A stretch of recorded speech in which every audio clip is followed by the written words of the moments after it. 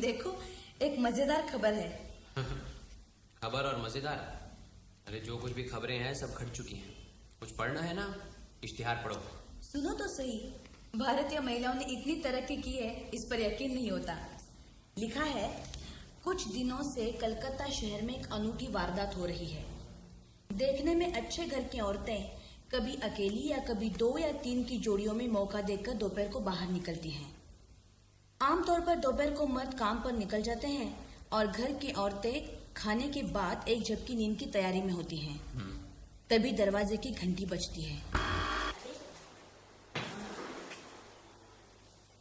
कौन है? हाँ, मैं सेल्स गर्ल्स। सस्ते दामों में चिकन का पेटीकोट ब्लाउज है, खरीदोगी? अंदर आओ।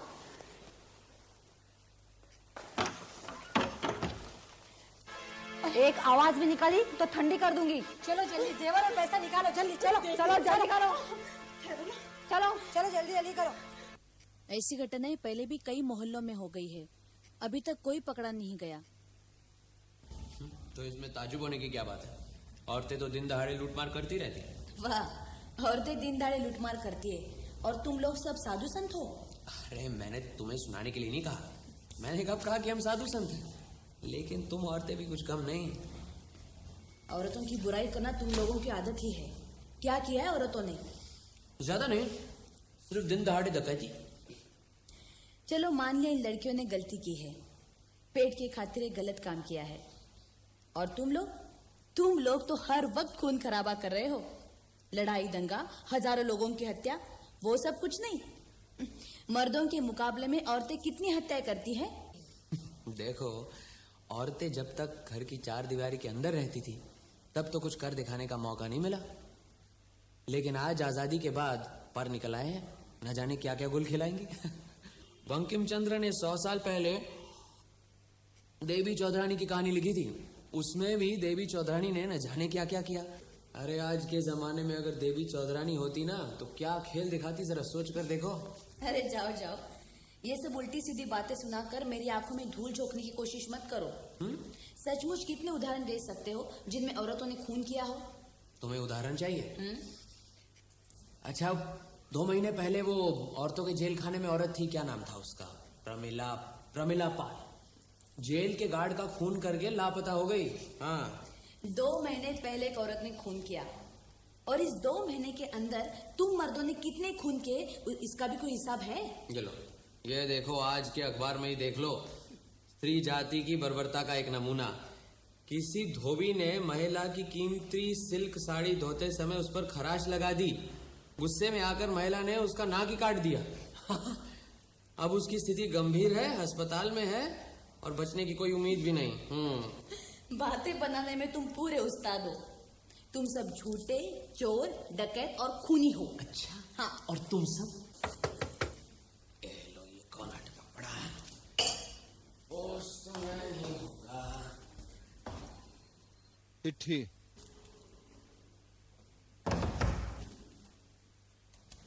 अरे तो काफी भारी है। मुझे लगता है अपनी नई पब्लिशिंग कंपनी के लिए किसी ने कहानी भेजी है। कुछ और भी हो सकता है, खोलकर देखो। अरे इतने सारे पन्ने। किसी का प्रेम पत्र तो नहीं? प्रेम पत्र? लो तुम ही पढ़ो ना। लो पढ़ो, मैं सुनता हूं। अब सुनाओ। श्री व्योमकेश बख्शी के कर कमलों में सविनय निवेदन। मेरा नाम चिंतामणि कुंडू है। पुलिस मुझे खून के मामले में लपेटना चाहती है, इसीलिए लाचार होकर आपके शरण में आया हूँ। मैं खुद ही आपसे मिलता, लेकिन 3 साल से मुझे लकवा मार गया है। मेरा बाह्य हिस्सा पूरा शिथिल हो गया है। घर के अंदर थोड़ा बहुत चल फिर लेता हूँ, इसीलिए मजबूरन आपको पत्र लिख रहा हूँ।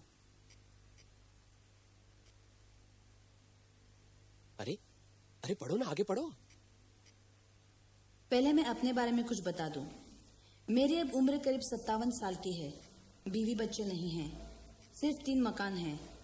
एक मकान के 2 मंजिले में मैं रहता हूँ, बाकी सब किराए पर दे रखे हैं। एक नौकर है रमाधीन, वही मेरी देखभाल करता है। मैं जिस मकान में रहता हूँ उसके ठीक सामने रास्ते के उस पार दो छोटे छोटे मकान हैं, एक मंजिला। इनको जुड़वा मकान कह सकते हैं। दोनों पास पास हैं। अरे पढ़ो पढ़ो, काफी दिलचस्प है। दोनों के बीच में एक रास्ता है जो इन मकान के पिछवाड़े के रास्ते पर जाता है। लकवा मारने से पहले मैं दलाली का काम करता था। काफी भागदौड़ करनी पड़ती थी। भागदौड़ करना मुझे अच्छा भी लगता था, इसीलिए मैं अब सारा वक्त रास्ते की तरफ की खिड़की पर बैठा रहता हूँ। रास्ते पर आते जाते लोगों को देखता रहता हूँ। एक बायनाकुलर खरीद लिया है। बायनाकुलर से सामने के मकान के घरों के अंदर का हिस्सा भी नजर आता है। मेरे जुड़वा मकान के किराएदारों पर भी मैं नजर रखता हूँ। जो चल फिर सकते हैं वो सिनेमा नाटक देखते हैं। मैं खिड़की पर बैठा बैठा रोजमर्रा की जिंदगी देखता हूँ। आंखों पर दूरबीन लगाकर अंदर का दृश्य भी देखता हूँ। कितनी विचित्र चीजें देखी हैं, सुनकर आप दंग रह जाएंगे। खैर वो जाने दीजिए, काम की बात पर आता हूँ। करीब 1.5 महीने पहले मेरे पास एक नौजवान आया। नमस्कार। नमस्ते। मेरा नाम तपन सेन है। आपसे कुछ काम है। आइए आइए, बैठिए। कहिए क्या बात है? जो आपके सामने वाले जुड़वा मकानों में से खाली है, इसीलिए आया हूँ। अगर आप किराए पर दें तो। आप करते क्या हैं? अखबार के दफ्तर में काम करता हूँ। रात भर काम करता हूँ, दिन भर सोता हूँ। घर में और कौन कौन है? अभी नई नई शादी हुई है, मैं और मेरी पत्नी। बस आप दो ही हैं? बच्चे भी नहीं हैं? चलो ये अच्छा है। बच्चे मकान को गंदा बहुत करते हैं। कोयले से दीवार पर उल्टी सीधी लकीरें खींचते रहते हैं। पिछला किराएदार ऐसा ही था, 4 बच्चे थे उसके जाने के बाद फिर से सफेदी करवानी पड़ी। नहीं, आपको शिकायत का कोई मौका नहीं देंगे। है? ले लीजिए किराए पर, मुझे कोई एतराज नहीं। किराया 150 रुपया होगा। जी, मेरे लिए जरा ज्यादा हो जाएगा। देख लीजिए, सजा सजाया घर है। बेड है, बिछोना है, कुर्सी टेबल है, कपबोर्ड है, ड्रेसिंग टेबल है। मेरा मतलब है सब कुछ है। आपको कुछ खरीदना नहीं पड़ेगा। तब ठीक है। ये सब सामान भी तो बहुत जरूरी है। मैं घर देख सकता हूँ? हाँ हाँ, क्यों नहीं। ये लीजिए चाबी। हाँ, ये लीजिए।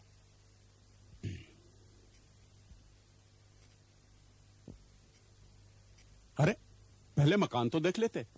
जी, मकान मैंने ले लिया है। अब तो ये देखना है कि कहाँ क्या सामान रखा है। ये लीजिए, 1 महीने का किराया। धन्यवाद। रसीद मैं भिजवा दूंगा। जी। वैसे कब आना चाहेंगे आप? जी, कल 1 तारीख है और मकान खाली पड़ा है। अगर आप इजाजत दें तो आज ही सामान रख लूं? हाँ हाँ, जब जी चाहे आ जाइए।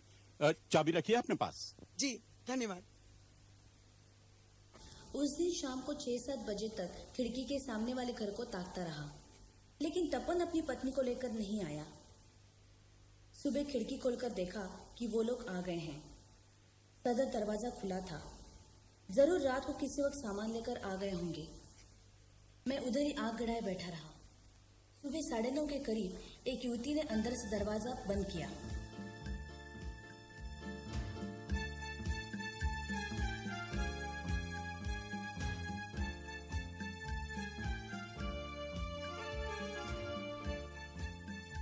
सोचा सारी रात काम करने के बाद तपन सो रहा होगा। सुबह पत्नी रोजमर्रा की चीजें खरीदने बाहर गई है, लेकिन दोपहर हो जाने के बाद भी वो वापस नहीं आई।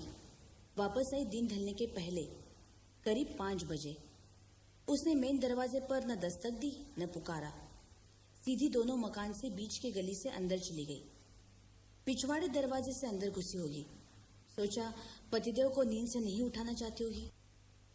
रामादीन। जी बाबूजी। रामादीन, जरा सामने जा, नए किराएदार आए हैं। जाकर पूछना किसी चीज की जरूरत तो नहीं, और कुछ सामान वान मंगवाएं तो ला कर देना। जी।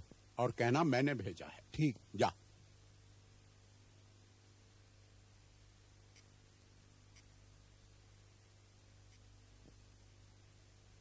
नमस्ते, मेरा नाम शांता है। बहुत बहुत धन्यवाद, आपने हमारी सुविधा असुविधा की पूछताछ की। वैसे आपका घर बहुत अच्छा है, कोई परेशानी नहीं है। हमें बहुत पसंद आया। हमें आइए आइए, बैठिए। मुझे आप न कहिएगा, मैं तो आपकी लड़की के बराबर हूँ। मैं ये कह रहा था कि कोई काम करने वाली या रसोईया चाहिए हो तो तुम्हारे लिए नई जगह है ना। नहीं नहीं, नौकर चाकर की कोई जरूरत नहीं, हम 2 ही लोग तो हैं, मैं सब संभाल लूंगी। चलो अच्छा है। आज तुम सवेरे सवेरे निकल गई थी और अब लौट रही हो, कहीं काम करती हो क्या? मैं एक स्कूल में टीचर हूँ। चेतला के पास में लड़कियों का एक छोटा सा स्कूल है, वहीं पर पढ़ाती हूँ। अच्छा अब मैं चलती हूँ, उनके लिए खाना भी बनाना है। दिन ढलते ही वो काम पर जाते हैं ना। नमस्कार। नमस्कार।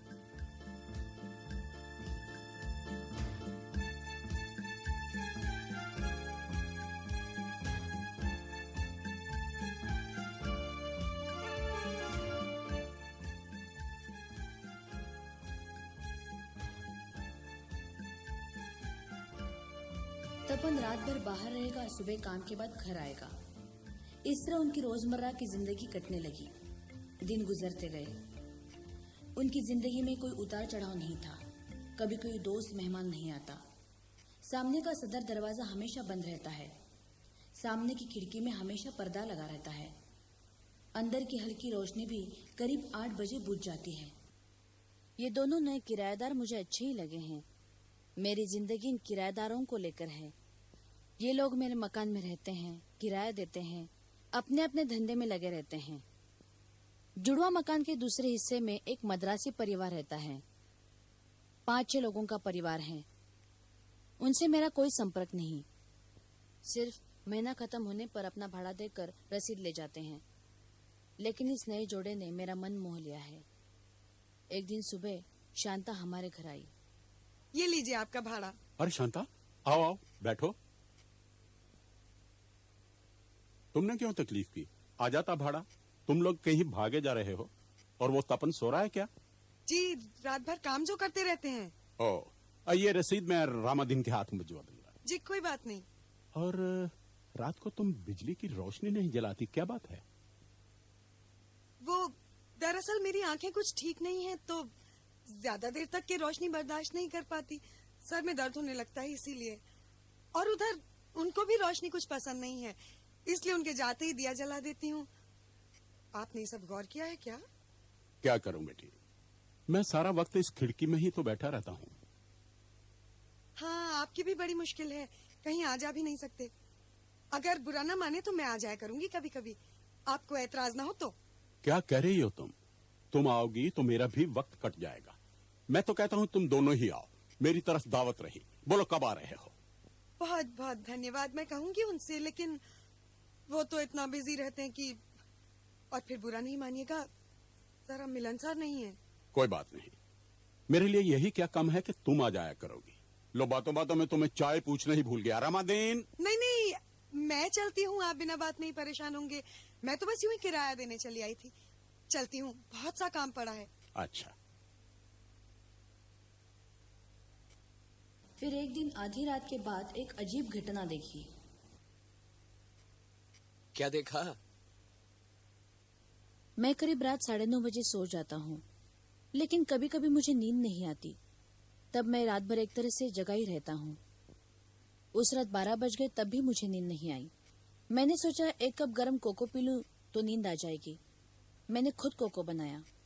फिर एकाएक पता नहीं क्यों खिड़की को हल्का सा खोलकर देखा। सामने देखा एक शाल ओढ़े एक अजनबी उस घर पर आया।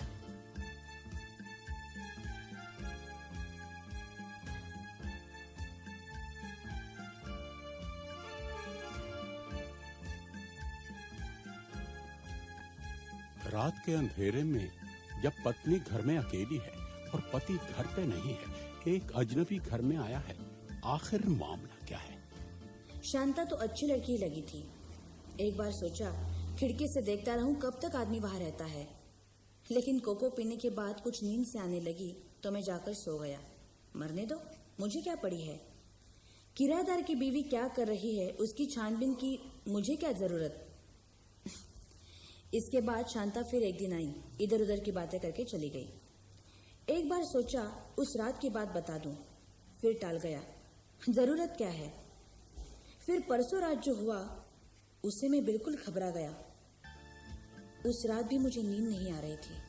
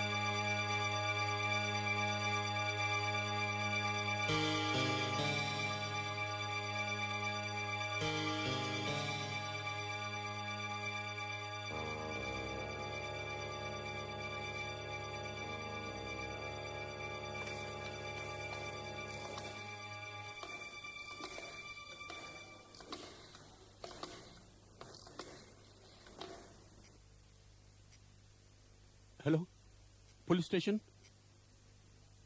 मैं 3x2 नीलमणि सरकार लेन से बोल रहा हूं। मेरे घर के सामने एक लाश पड़ी है जी, और उसका कत्ल किया है मेरे सामने वाले मकान के किराएदार ने। उसका नाम तपन सेन है और शायद इस वक्त घर में ही है। आप जल्दी आइए जी। 3x2 नीलमणि सरकार लेन। मैं चिंतामणि कुंडू बोल रहा हूं। मैं यहीं रहता हूं, यह मेरा मकान है जी। जी धन्यवाद।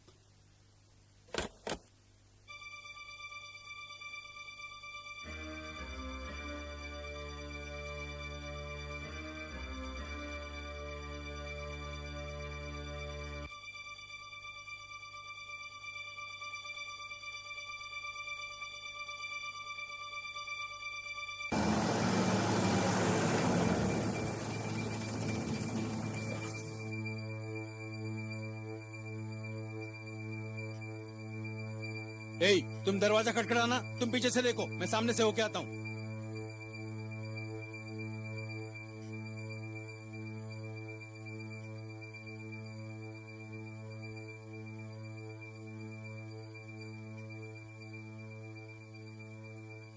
आपका नाम चिंतामणि कुंडू है जी। आपने अभी टेलीफोन किया था जी। आपने आदमी का खून होते हुए अपनी आंखों से देखा है? जी हाँ। आपका कहना है कि आपके किराएदार तपन सेन को खून करते हुए आपने अपनी आंखों से देखा है? जी बिल्कुल। ये आपका बयान हम रिकॉर्ड करेंगे, उस पर दस्तखत कीजिएगा और फिलहाल यहीं रहिएगा, कहीं जाइएगा नहीं। आपके घर पर अभी पुलिस तैनात है। मैं सामने वाले मकान से होकर आता हूं।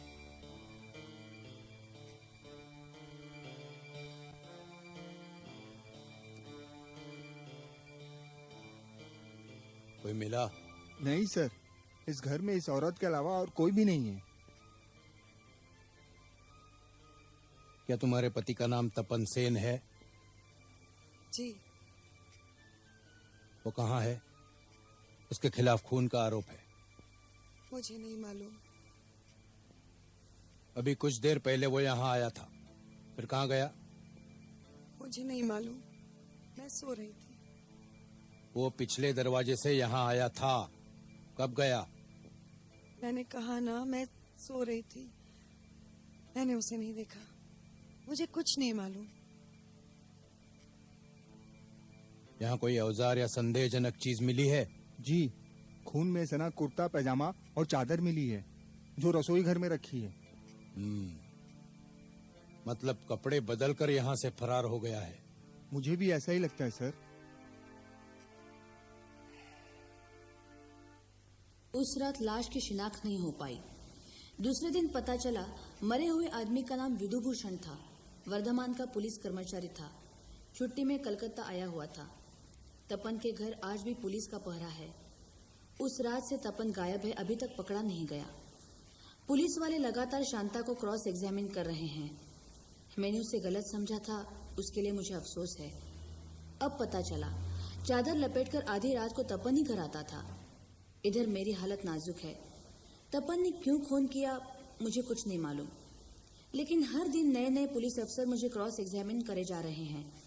मैं लकवे का मारा हुआ इंसान, फिर भी पुलिस को शक है खून के लिए मैं ही जिम्मेदार हूँ। मेरा दोष यही है कि तपन मेरा किराएदार है और मैं हत्या का चश्मदीद गवाह हूँ। अब आपसे यही विनती है कि आप मुझे बचाएं। मेरी जान आफत में आ गई है। पुलिस चाहे शक में मुझे हिरासत में ले ले। आप मेरी मदद कीजिए। मेरे पास रुपया है, मैं आपको आपकी मनचाही फीस दूंगा। बस यही मेरी कहानी है। जितनी जल्दी हो सके मुझे पुलिस के झमेले से बचाइए। मैं आपका जिंदगी पर आभारी रहूंगा। इति चिंतामणि कुंडू। ओह, कितनी लंबी चिट्ठी है, गला सूख गया।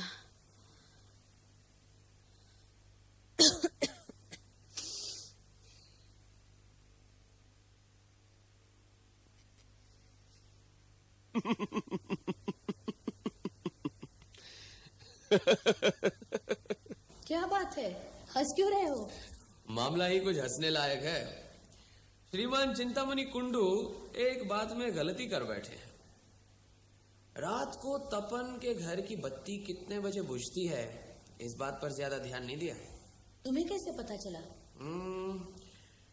जिस नतीजे पर मैं पहुंचा हूं, अगर वो सच है तो चिंतामणि बाबू जरूर गलती कर बैठे हैं। एक और भी गलती कर बैठे हैं, लेकिन ऐसी गलती तो आमतौर पर आदमी कर ही लेता है। पता नहीं क्या कह रहे हो, मेरे तो कुछ समझ में नहीं आ रहा। अच्छा, तुम एक काम करो, चिंतामणि बाबू को टेलीफोन करो। मैं? हाँ, कि मेरे काम में साथ नहीं दोगी? टेलीफोन डायरेक्टरी से उनका नंबर ढूंढ के उनको फोन लगाओ। एक जरूरी सवाल का जवाब ढूंढना है। उनसे पूछना कि तपन के गले की आवाज कैसी थी। वाह, अरे बहुत ही अहम सवाल है। और कुछ पूछना है? नहीं, इसी से काम चल जाएगा। और कहना कि परेशान होने की जरूरत नहीं, पुलिस उनका कुछ नहीं बिगाड़ सकती। मैं जल्द ही उनके पास आ रहा हूं। मन तड़पत हरिदम। चिंतामणि बाबू, मैं व्योमकेश की पत्नी बोल रही हूँ। अभी अभी आपकी चिट्ठी मिली। वो एक सवाल का जवाब जानना चाहते हैं। जी, वो अहम सवाल है, तपन की गले की आवाज कैसी थी? जी, गले की आवाज। हाँ, धन्यवाद। चिंतामणि बाबू ने कहा कि वो तपन से सिर्फ एक ही बार मिले हैं। जहाँ तक उन्हें याद है, तपन की आवाज साधारण सी थी, मतलब पतली सी, भारी नहीं। हाँ, पतली ना, भारी नहीं। फिर तो जिस नतीजे पर मैं पहुंचा हूं वो तो बिल्कुल ठीक है। तुम किस नतीजे पर पहुंचे हो वो तो मुझे मालूम नहीं, लेकिन चिंतामणि बाबू की आवाज भी तो पतली है, भारी नहीं। आवाज से क्या होता है? इसमें ताजुब होने की क्या बात है? अरे वो तो लकवे के शिकार है, ऊपर से पुलिस का डर, आवाज तो पतली होगी। अच्छा, मैं निकलता हूँ, मामला निपटा कर घर वापस आ जाऊंगा। दोपहर को साथ खाना खाएंगे। तुम्हारा क्या भरोसा? बिन गुरु ज्ञान।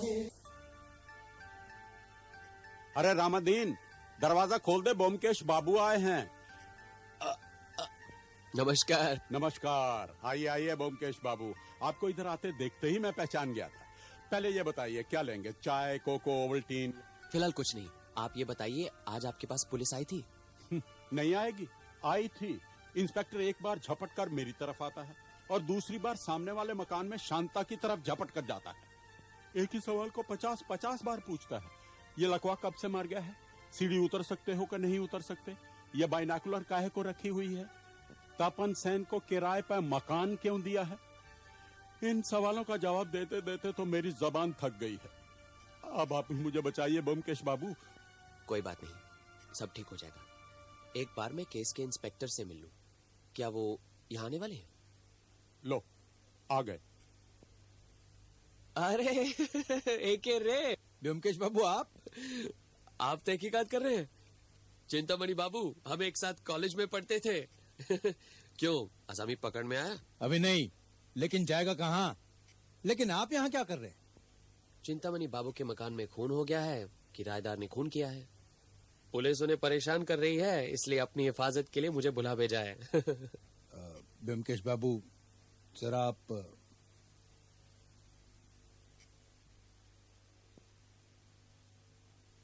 देखिए। ब्योमकेश बाबू, आपकी पहुंच ऊपर तक है, इसलिए आप अगर इस केस में हाथ डालना चाहेंगे तो मैं आपको रोकूंगा नहीं, लेकिन आप चिंतामणि कुंडू की मदद ना करें। मुझे यकीन है कि चिंतामणि और उसका नौकर इस हत्याकांड से अंदर ही अंदर जुड़े हुए हैं। आपको मालूम है कि खूनी कौन है? खून तपन ने ही किया है, लेकिन ये बुढ़ा भी इसमें शामिल है। अगर बुढ़ा इसमें शामिल है तो फिर ये क्यों कह रहा है कि तपन ही खूनी है? अरे यही तो उसकी चाल है, तपन को पकड़वाकर खुद बचना चाहता है। Mister A K. रे, आप इस केस को समझ नहीं पाए? हाँ? क्या मतलब? वो तो मैं आपको बाद में बताऊंगा, पहले आप मेरे सवालों का जवाब दीजिए। जिस छुरे से वार किया गया, वो छुरा क्या आपको मिला? नहीं, तपन उसे लेकर भाग गया है, लेकिन खून के दाग लगे हुए कपड़े मिले हैं। तपन कपड़े बदल कर भागा हुआ है। और कुछ मिला? हाँ, एक संदूक है यहाँ। उसे हमने अभी तक खोला नहीं। उसकी चाबी तपन लेकर भाग गया है। शांता से सवाल जवाब करने से कुछ पता चला? कुछ खास नहीं। ये 4 महीने पहले उनकी शादी हुई। अपने पति के काम के बारे में उसे कुछ नहीं मालूम। लेकिन मुझे तो सब कुछ मालूम है कि खूनी कौन है और इस वक्त खूनी असामी कहाँ है, ये भी मालूम है। अरे, जानते हैं तो बताया क्यों नहीं? क्यों बताऊं? आप तो बेबुनियाद उल्टे सीधे नतीजे पर पहुंचे हैं ना कि चिंतामणि बाबू ही इस हत्याकांड के लिए जिम्मेदार है। खैर, वो सब जाने दीजिए। खूनी कहाँ है बताइए जल्दी। वो मैं वक्त आने पर बताऊंगा। आप मुझे पहले तपन के घर ले जाइए और शांता से मुझे 2-1 सवाल करने हैं। आपने तो काफी पूछताछ की होगी ना, मैं सिर्फ 2 सवाल करूंगा। हाँ हाँ, जरूर कीजिए। लेकिन खूनी का पता लग जाएगा। आप बस उस मकान में चलिए और खूनी को पकड़ने के लिए तैयार रहिए। क्या कह रहे हैं आप? क्या तपन सेन घर में आकर अपने आप को समर्पित करेगा? अरे वो न सही, लेकिन घर में उसकी पत्नी तो है। ये क्या बात हुई? पति के अपराध में क्या उसकी पत्नी को पकड़ेंगे? अब कुछ कहा नहीं जा सकता। हाँ, ये बात तो है। ये पहलू मेरे दिमाग में पहले क्यों नहीं आया? तपन ने खून किया है क्योंकि वो आदमी शांता की तरफ आकर्षित हुआ था और शांता उसकी तरफ। हाँ, वाह क्या सूझबूझ है आपकी। चिंतामणि बाबू, आप फिक्र मत कीजिए, हम सामने के मकान से अभी होकर आते हैं। बस 1-8 घंटे में गुत्थी सुलझ जाएगी, फिर आकर आपके साथ चाय पीते हैं। आइए। देख रहा हूं चारों तरफ पुलिस खड़ी है। चोर के भागने के बाद पुलिस होशियार हो जाती है। लेकिन अपराधी के भागने के बाद पुलिस को तैनात रखना, ये मेरी समझ में नहीं आया। खूनी पकड़ा जाएगा ना। अच्छा, सामने के दरवाजे और पिछवाड़े के दरवाजे को छोड़कर भागने का और कोई रास्ता है? नहीं। चलिए पीछे जाकर देखते हैं।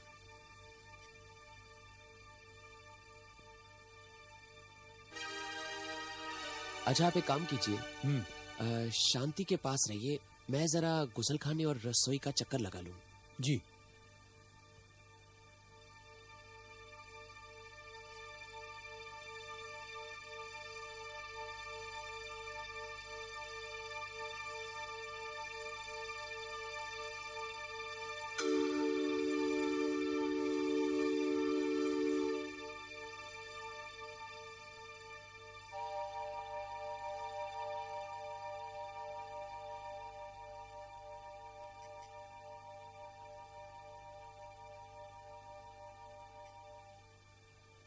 क्या है? क्या बात है? आपके वहां एक छोटा संदूक मिला है, उसमें क्या है? वो मैं इंस्पेक्टर को बता चुकी हूँ। उसमें मुझे नहीं मालूम क्या है। चाबी मेरे पति के पास रहती है। हाँ, हमने उस संदूक का ताला तोड़ने का भी फैसला किया है। बहुत अच्छा किया। उसमें बहुत सामान मिलेगा, चोरी का माल, दोपहर की डकैती के गहने वगैरह। अच्छा, एक बात बताइए, आपके पति क्या दाढ़ी नहीं बनाते हैं? घर में कोई दाढ़ी बनाने का सामान नहीं देखा मैंने। वो बाहर सलून में दाढ़ी बनवाते हैं। अच्छा ये बात है। बड़े अनोखे आदमी आपके पति। बाहर नाई से दाढ़ी भी बनाते हैं, घर में चप्पल नहीं पहनते, घर में क्या नंगे पांव घूमते हैं? वो उनकी चप्पल टूट गई थी तो नई खरीदी नहीं अभी तक। घर में मेरी चप्पल का इस्तेमाल करते हैं। अच्छा, आप दोनों के पैर का माप एक जैसा है?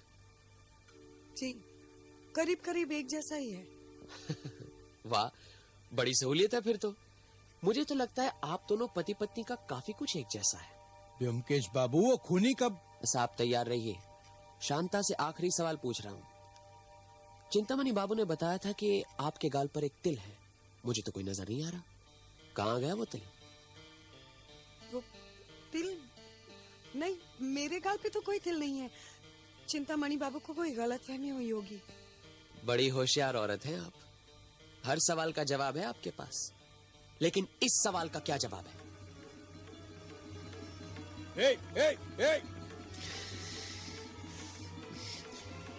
ये रहा आपका खूनी असामी और ये रहा खून करने का अस्त्र। चिंतामणि बाबू ने कहा था कि तपन सेन। तपन सेन नाम का कोई शख्स नहीं है तो ये बेमिसाल शांता सेन। रात को तपन सेन बनती है और दिन को शांता सेन। साक्षात अर्धनारीश्वर मूर्ति। अरे बहुत पहुंची महिला है। ये मत सोचना कि इन्होंने सिर्फ विधुभूषण का खून किया है। अरे 2 महीने पहले वर्धमान जेल के गार्ड को मारकर ये वहां से भाग गई थी। अब इनका असली नाम पता क्या है? आप पुलिस के आदमी हैं।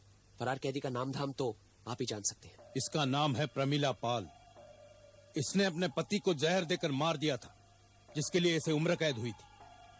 2 साल सजा भुगतने के बाद जेल के गार्ड का खून करके ये वहां से भाग निकली और भागकर यहां आकर खुद ही पति और पत्नी बनकर छुप गई।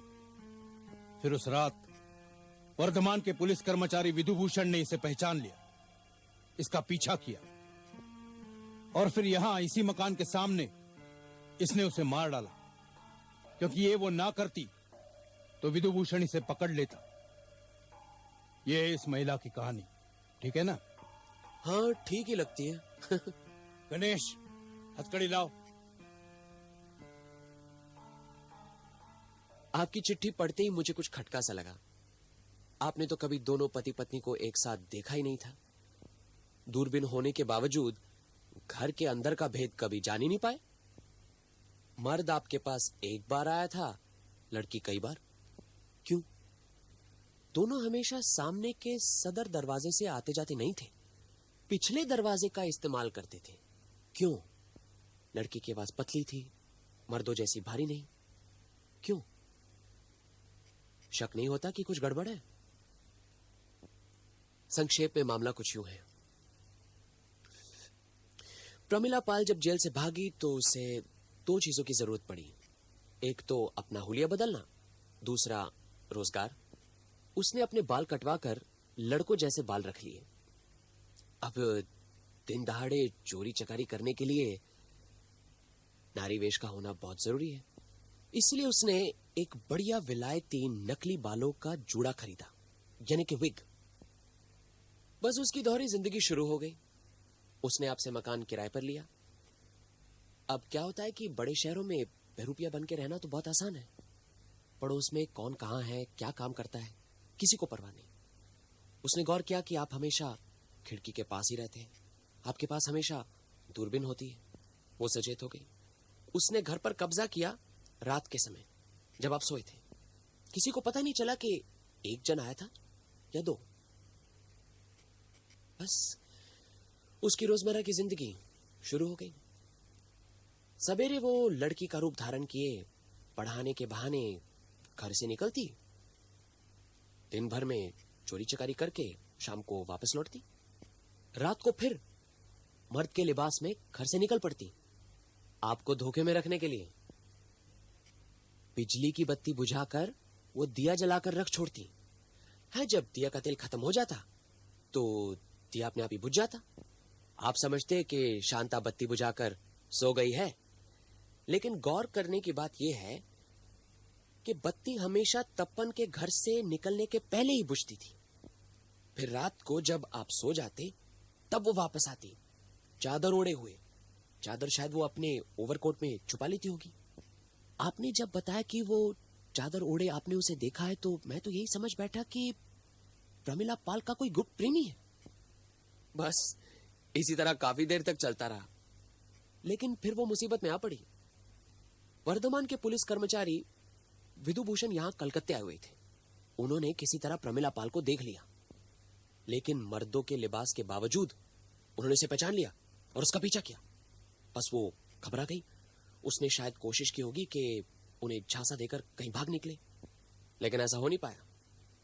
जब उसे लगा कि वो उन्हें चकमा नहीं दे सकती तो उसने आप तो जानते आगे क्या हुआ। लेकिन एक बात है, विधुभूषण को मारने के बाद प्रमिला घर से भागी क्यों नहीं?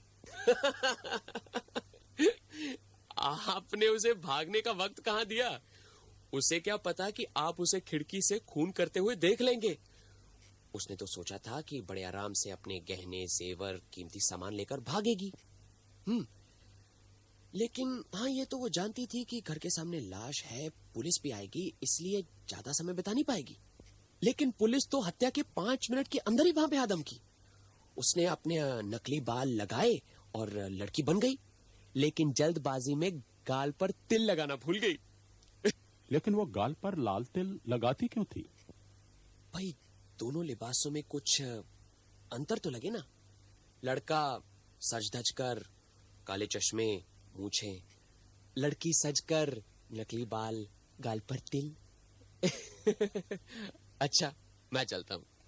1 मिनट।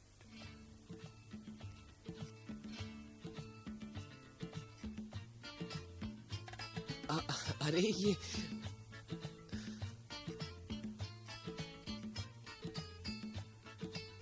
एक छोटी सी रकम है, इसे रख लीजिए। जी बहुत बहुत धन्यवाद। अच्छा नमस्कार। नमस्कार।